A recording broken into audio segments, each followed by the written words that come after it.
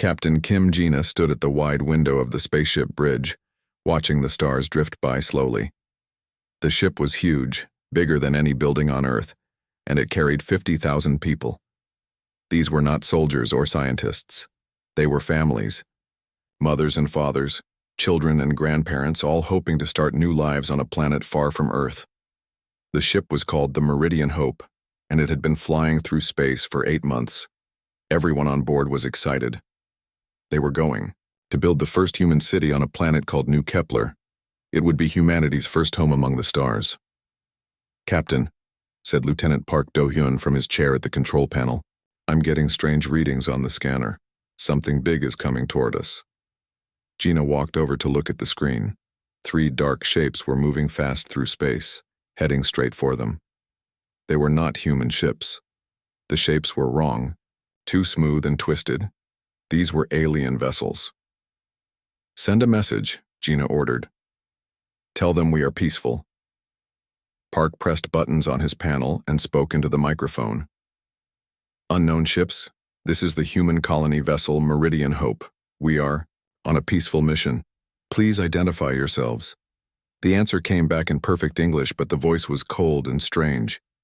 "Human vessel, this is Commander Thekvor of the Hegemony Fleet. You are in restricted space. Your species does not have permission to travel beyond your home system." Gina felt her stomach drop. She had heard stories about the Hegemony. They were a group of 4 alien species who thought they owned the galaxy. They had rules about which species could travel in space, and which could not. "Commander Thekvor," Gina said, taking the microphone. "I am Captain Kim Gina. We have proper documents for our journey. We are not soldiers. We are families going to start a new colony." "Your documents are meaningless," the alien voice replied. "Primitive species require approval before leaving their home worlds. You do not have this approval. Turn around and go back to Earth immediately." Gina looked around the bridge. Her crew was scared. Behind them, through the internal cameras, she could see into the passenger areas. Children were pressed against windows, looking at the alien ships with wide eyes. Parents held them close. "Commander, we cannot return to Earth," Gina said, trying to keep her voice steady. "Our fuel was calculated for a one-way trip. We have families on board, including 8,000 children. Surely we can work something out." The alien voice became even colder. "The concerns of primitive species are not important to us.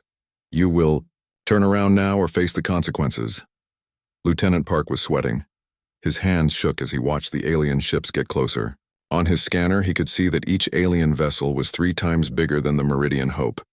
Their weapons were active and ready to fire. In the passenger areas, people were starting to panic. Some families had gathered in the main hall, holding each other. Children were crying. The elderly colonists who had sold everything on Earth to buy passage to New Kepler sat quietly, understanding that their dream might be ending. "Please," Gina said into the microphone, "give us time to find another solution. We are not a threat to anyone. We just want to live in peace." "Negative," Commander Thekvor replied. "Primitive species that ignore hegemony law must be corrected. This is your final warning." Park's hands were shaking badly now. The stress was too much for the young officer. As he reached for the communication controls, his elbow hit the emergency beacon button. Immediately, the ship began sending out a distress signal, a standard Earth protocol when in danger. The alien response was instant. "Aggressive action detected. The primitive species has activated military protocols. This constitutes a threat to hegemony security." "No, wait!" Gina shouted into the microphone. "That was an accident. We are not soldiers. We are civilians." But Commander Thekvor had already made his decision. To him, humans were just another primitive species that needed to be taught a lesson. He had done this many times before with other species. It was routine. "Threat elimination authorized," he announced to his crew. The alien weapons charged with a sound like thunder. On the Meridian Hope, alarms began ringing everywhere. People screamed and ran through the corridors, but there was nowhere to go. Gina grabbed the ship's internal communication system. "All passengers, this is your captain. Brace for impact. I'm sorry, I'm so sorry." In the passenger areas, families held each other tight. Parents covered their children's eyes. The elderly colonists closed their eyes and thought of the new world they would never see. The alien weapons fired. The energy beams hit the Meridian Hope from 3 directions at once. The massive colony ship, with all 50,000 people inside, was destroyed in less than 3 seconds. There was a brief flash of light and then nothing. Commander Thekfor watched the destruction with no emotion. To him it was like stepping on an insect. Just another day of keeping primitive species in their place. Log the incident as routine pest control, he told his crew. Continue patrol. The alien ships flew away, leaving only empty space where the Meridian Hope had been. But they had made one mistake. Far away, hidden in the darkness of the outer system, a small human probe had recorded everything. 6 months after the Meridian Hope disappeared, a small alarm beeped quietly in a control room on Earth. The sound was not loud, but it changed everything. Technician O Minsu was drinking coffee and reading reports when he heard the beep. It came from the Deep Space Communication Panel, the one that received messages from far away. Most days nothing came through the system. Today was different. Signal from Probe 7 Alpha, the computer announced in its flat voice. Minsu sat up straight. Probe 7 Alpha was one of the small robot ships that Earth sent out to watch distant star systems. It had been silent for months. Now it was sending data. The information came through slowly, bit by bit. First came numbers and coordinates. Then came something that made Minsu's blood turn cold. Video footage. He watched the screen as the images appeared. 3 alien ships surrounding a huge human vessel. The Meridian Hope. Minsu recognized it immediately. Everyone on Earth knew about the colony ship that had disappeared 6 months ago. The video showed everything. Captain Kim Gina trying to talk to the aliens. The alien commander refusing to listen. The accidental activation of the emergency beacon. And then the terrible moment when the alien weapons fired. Minsu watched 50,000 people die in 3 seconds. Families, children, elderly people who had dreamed of a new world. All gone because an alien commander could not be bothered to show mercy to what he called a primitive species. Minsu's hands shook as he reached for the emergency phone. Get me Admiral Lee Sang-yun immediately, he said. Priority Alpha. We found out what happened to the Meridian Hope. 2 hours later, Admiral Lee sat in a secure room deep underground watching the probe footage for the 5th time. Each time he saw it, his anger grew colder and more focused. Around the table sat the most important people in Earth's government, and military President Yoon Minji had tears in her eyes. 50,000 people, she whispered, murdered because they thought we were insects. The alien commander didn't even hesitate, said General Choi Yun-ho, his voice tight with rage. He called it pest control. Our people meant nothing to him. Admiral. Lee paused the video at the moment just before the weapons fired. On the screen you could see Captain Gina's face through the bridge window. She was trying to protect her people even in the last seconds. Show me the alien ship identification. Again, Admiral Lee ordered. The technician replayed the part where the alien commander announced himself. Commander Thekfor of the Hegemony Fleet, the cold voice said. We need to learn everything about this hegemony, Admiral Lee said. Every ship, every planet, every weakness, and we need to do it fast. Dr. Song Hye-jin, Earth's best scientist for studying alien technology, leaned forward. Admiral, we have been studying alien technology for years, but only for peaceful purposes. If we focus all our efforts on military applications. Do it, President Yoon said firmly. Whatever it takes. Over the next few days, the probe footage spread through Earth's government like wildfire. Every leader, every general, every scientist saw what had happened to the Meridian Hope. The reaction was unlike anything in human history. Countries that had been enemies for decades suddenly started working together. Rich corporations gave away their money to fund military research. Scientists abandoned their peaceful projects to design weapons. Artists wrote songs about the 50,000 dead. Children in schools learned the names of the murdered colonists. The probe had recorded something else, too. Before destroying the Meridian Hope, Commander Thekfor had sent a message to other hegemony ships. The message revealed that this was not the first time. The hegemony had destroyed dozens of species who tried to expand beyond their homeworlds. They called it primitive species management. They have done this before, Admiral Lee told the emergency meeting of world leaders. Many times, entire species wiped out because they dared to reach for the stars. General Choi pulled up a map of the galaxy on the big screen. We have identified the locations of 17 different species that the hegemony has managed in the past 50 years. Some were completely destroyed. Others were forced back to their home worlds and forbidden to ever leave again. And now, they think they have done the same to us, President Yoon said quietly. Dr. Song stood up and walked to the front of the room. Her voice was steady, but her eyes burned with determination. We can build better ships than theirs. Human engineering is different. We build things to work, to last, and to win. Give me 2 years and unlimited resources. You have whatever you need, Admiral Lee promised. That night, Earth changed. Every television station showed the probe footage. Every newspaper printed the names of the 50,000 dead. In every city, people gathered in the streets not to riot or panic, but to promise each other that this would never happen again. In space, the hegemony continued their patrols, confident that they had solved another primitive species problem. Commander Thekvor filed his report and forgot about the humans entirely. It was just another day of keeping the galaxy safe from inferior species. But on Earth, something was growing. Not hatred, not blind revenge, but something much more dangerous to the hegemony. Humanity was developing purpose. 50,000 innocent people had died, and humanity would make sure it never happened again to anyone. The probe footage had shown them the truth. Now they knew exactly what they were fighting against, and why they could never stop. 2 years had passed since the probe brought back the terrible footage from deep space. Earth looked the same from orbit, but everything had changed. In every city, in every country, humans worked with one single purpose. Dr. Song Hye-jin stood in her laboratory, looking at the pieces of alien technology spread across dozens of tables. These were fragments that human traders had bought from friendly alien species over the years. Before the Meridian Hope massacre, she had studied them slowly, carefully, for peaceful purposes.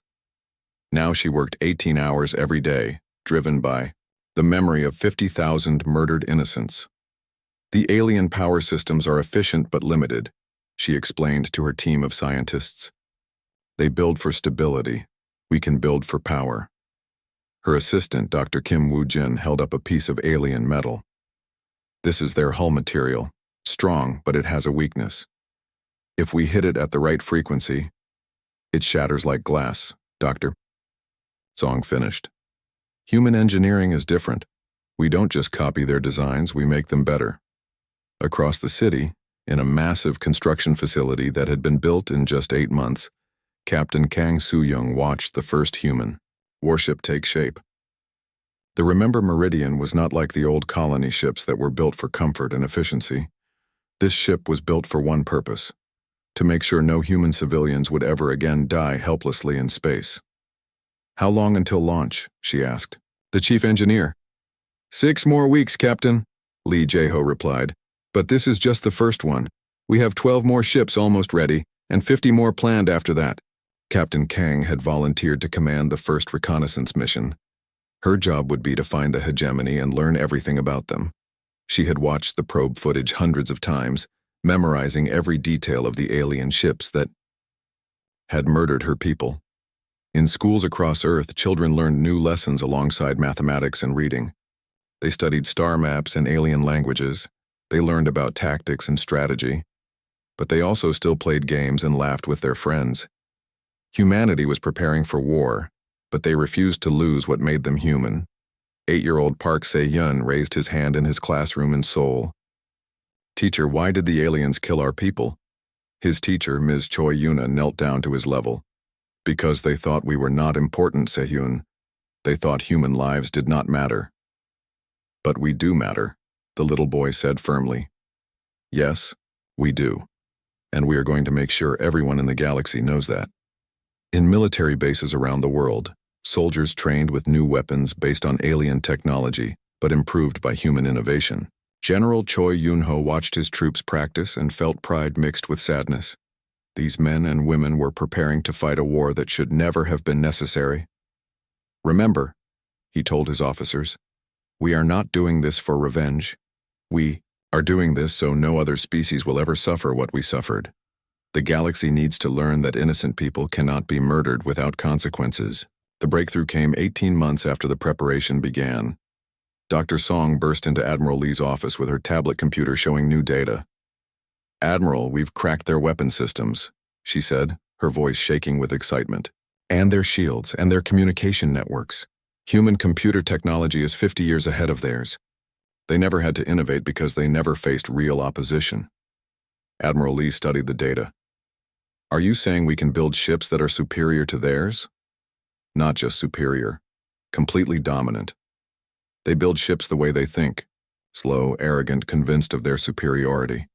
We build ships the way we think, fast, adaptable, always improving." 6 months later, the Remember Meridian launched from Earth's orbital shipyard. Captain Kang stood on the bridge, looking at displays that showed information in ways the original alien designers never imagined. Every system had been improved, refined, and made more efficient by human engineering. "Set course for the outer rim," she ordered. "It's time to find the hegemony." The reconnaissance mission took 4 months. Captain Kang's small fleet of human ships moved through space like ghosts, invisible to alien sensors. They found hegemony patrol routes, mapped their territories, and most importantly, they discovered something horrifying. The aliens had done this many times before. In the past century, the hegemony had destroyed or enslaved 43 different species. Some were completely wiped out. Others were forced back to their homeworlds and forbidden to ever develop space travel again.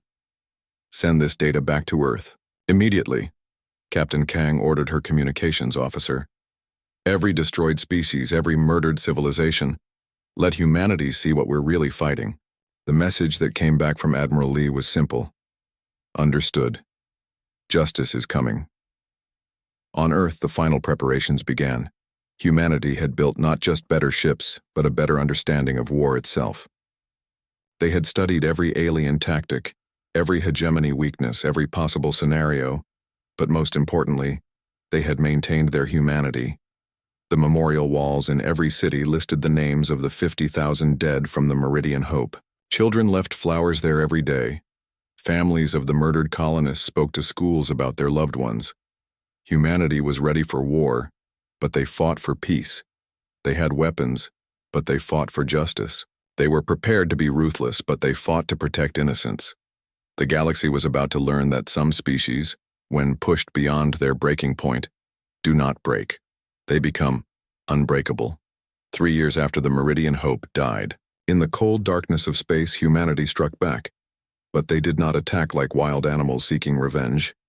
They moved like surgeons, cutting out a cancer that had infected the galaxy for too long.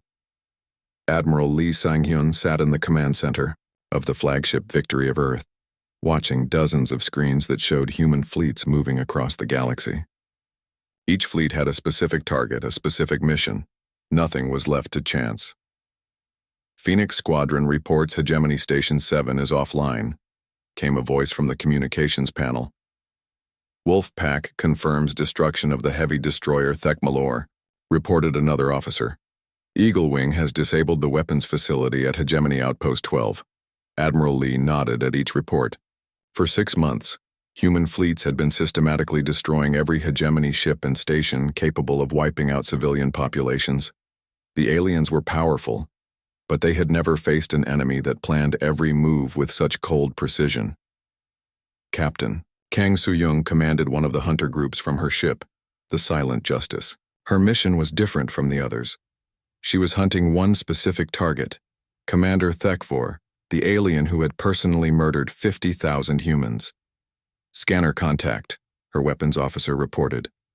"Large hegemony command ship, bearing 27 Mark 5. Kang looked at the display. The alien ship was 3 times bigger than her vessel, but she was not worried. Human ships were built differently now. Faster, smarter, deadlier. "Is that him?" she asked her intelligence officer. Lieutenant Ominsu checked his computer. Confirmed, Captain. Ship registry matches. That's Thekfor's flagship, the Dominion, of Order. For a moment, Captain Kang thought about the families that had died because of the creature commanding that ship. Children who would never grow up. Parents who would never see their new world. All murdered because one alien could not be bothered to show basic decency. Target their weapons and engines, she ordered. I want him alive. The battle was over. In minutes, human weapons sliced through alien shields like they were made of paper. The Dominion of Order drifted helplessly in space, its crew trapped inside a ship that could no longer fight or run. Meanwhile, on the hegemony homeworld, the alien leadership was finally beginning to understand what they faced. For months, they had been receiving reports of destroyed ships and stations. At first, they thought it was pirates or rebels from one of the species they had enslaved.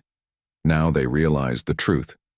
Supreme Leader Vex Thanor called an emergency meeting of the Hegemony Council. The 4 alien species that ruled the galaxy gathered in their great hall, fear showing in their strange eyes. The humans are not acting like a primitive species, reported Intelligence Chief Mordain. Their technology is superior to ours. Their tactics are flawless. They are dismantling our ability to control lesser species with surgical precision. How is this possible? Demanded Counselor Zektar. We destroyed their colony ship.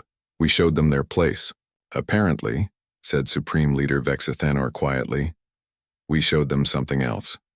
We showed them what we really are. The truth was finally sinking in. The hegemony had spent centuries believing they were superior to every other species in the galaxy. They had never faced real resistance because they always destroyed opposition before it could grow strong. But humanity had grown strong in secret, driven by the memory of their murdered innocents. On the bridge of the Victory of Earth, Admiral Lee received a message from the hegemony leadership. Supreme Leader Vexithanor appeared on the screen, his alien features showing desperation. Human Admiral, I am Supreme Leader Vexthanor of the Hegemony Council. We request immediate negotiations to end this conflict. Admiral Lee looked at the alien for a long moment before responding. His voice was calm, but it carried the weight of 50,000 graves.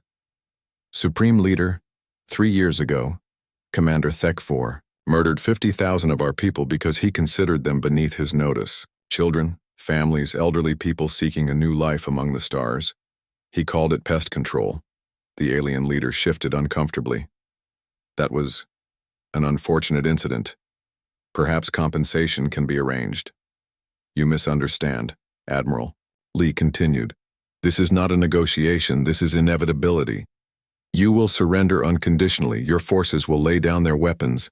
Commander Thekfor and all those responsible for genocide will stand trial before representatives of every species you have wronged. And if we refuse? Vexthanor asked. Admiral Lee's expression did not change. Then we will continue dismantling your ability to harm innocents until you have no choice but to surrender. We have time, Supreme Leader. We have patience, and we have the memory of 50,000 people who deserved better than they received from you. The alien leader looked around at his council. For the first time in their history, the hegemony faced an enemy they could not intimidate, could not bribe, and could not defeat. Humanity had become something they had never encountered, a species that responded to genocide not with fear or submission, but with methodical, implacable justice. We need time to consider, Vexithanor stammered. You have 24 hours, Admiral Lee replied. After that, we resume operations. The screen went dark, leaving the hegemony leadership alone, with the realization that their reign of casual cruelty was ending. Somewhere in space, Captain Kang was preparing to bring Commander Thekfor to face justice for his crimes. The galaxy was about to learn that some species remember their dead, honor their innocent, and never stop seeking justice for those who cannot seek it themselves. The courtroom was unlike anything the galaxy had ever seen. Representatives from 47 different species sat in the Great Hall on New Geneva Station, humanity's newest orbital facility. Many of these species had thought they were alone in the universe until humanity found them and told them the truth about the hegemony. Commander Thekfor stood in the center of the room, his hands bound with restraints made from human-designed materials. The alien who had once commanded a fleet of warships now looked small and frightened. Around him sat beings whose species he had helped to destroy or enslave. Judge Kim Tae-hyun, a former Earth Supreme Court justice, read the charges in a clear, steady voice. Commander Thekfor, you are charged with genocide against the human colony ship Meridian Hope. You are also charged with crimes against 42 other species over the past 60 years. The evidence was overwhelming.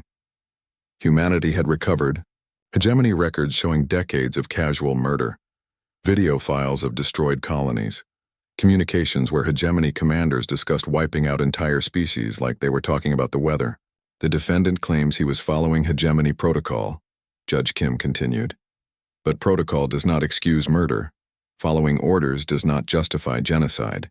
Your casual cruelty awakened something in humanity that you were not prepared to face. In the witness section, Park Soyeon sat quietly. She was 25 years old now, but she had been just a child when her parents died aboard the Meridian Hope. She had grown up with the memory of parents she barely remembered, killed, because an alien commander could not be bothered to show mercy. My parents were teachers, she said when called to testify. They sold everything they owned to buy passage to New Kepler. They wanted to help build schools for human children on a new world. They never hurt anyone. They never threatened anyone. But you killed them anyway.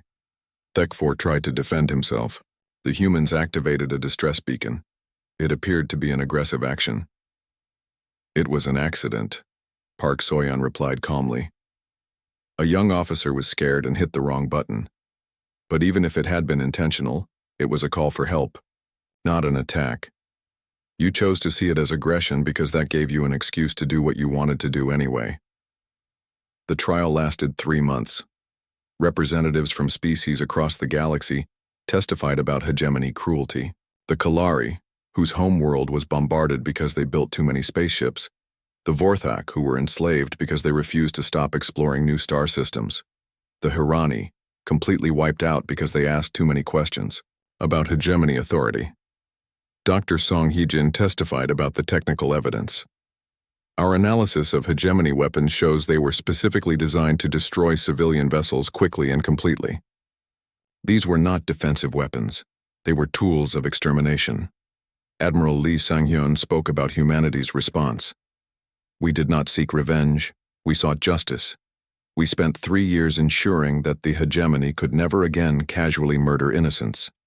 Every weapon capable of destroying civilian ships has been eliminated. Every station that coordinated genocide has been shut down. The verdict was unanimous. Thekfor was found guilty of genocide and sentenced to life imprisonment. He would spend the rest of his days in a human-built prison, forced to watch daily reports about the thriving colonies and peaceful species that now lived free from hegemony oppression. But the real change was happening across the galaxy. The hegemony's surrender had created a power vacuum, and humanity stepped in not as conquerors but as guardians. The Galactic Protection Charter was signed by 63 species in the same hall where Thekfor was convicted. The document was simple. No species would ever again face extinction for reaching toward the stars. No government could destroy civilian vessels without facing the combined response of the entire galaxy. Captain Kang Soo-young, now promoted to admiral, commanded the new Galactic Defense Fleet. Her ships patrolled trade routes and protected developing species from any group that might try to replace the hegemony's cruelty with their own. 5 years after the trial, Park Soyeon stood on the observation deck of New Kepler Colony, the first human settlement in the system her parents had died trying to reach. The city stretched out below her, filled with homes, schools, and parks. Children played in streets that bore the names of the 50,000 who had died aboard the Meridian Hope. The colony was protected by the most advanced defense system in the galaxy, but the real protection came from something deeper. The galaxy now knew that humanity remembered its dead, and would cross star systems in decades to seek justice for murdered innocents. We made it, Mom and Dad, Soyeon whispered, touching the memorial wall that listed every name from the colony ship. We made it to the new world, and we made sure no one else will die the way you did. Above the colony, human patrol ships moved silently through space. They were not there as occupiers or rulers. They were guardians, making sure that no species would ever again face extinction simply for daring to dream of life among the stars. The hegemony was gone, replaced by something the galaxy had never seen. A coalition of species united not by fear or force but by the simple belief that innocent lives matter. Humanity had learned a terrible lesson about the casual cruelty that could exist in the universe, but they had also taught the galaxy something important in return. Some species, when pushed beyond their breaking point, do not break. They become unbreakable, and they never ever forget.